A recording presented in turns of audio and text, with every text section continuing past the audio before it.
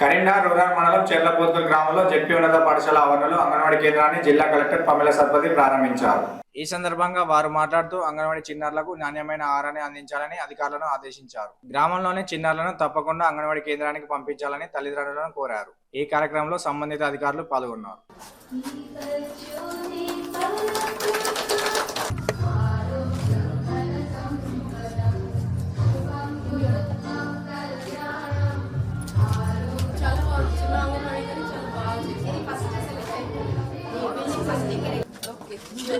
ఇక్కడ ఇక్కడ వంట పాత్రలు కూడా కరెక్ట్ లేవు మేడం, రాలేదా ఇంకా ఎక్స్ మేడం మాకు బిల్లు కూడా కరెక్ట్ పడకుండా కానీ మేము ఎక్స్ పెట్టేస్తున్నాం madam correct day by day.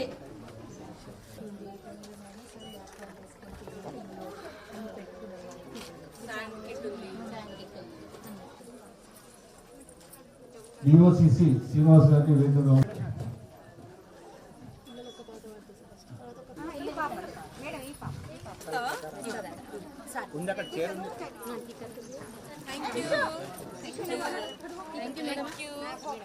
So ముఖ్యంగా ఈరోజు ఈ సభకి విచ్చేసిన తల్లులందరికీ తండ్రులందరికీ నా ధన్యవాదాలు.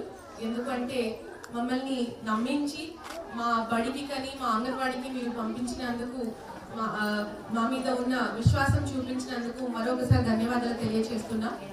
మీరు ఇలాగే మీకు కూడా ఉత్సాహం వస్తుంది అని తెలియజేస్తున్నా.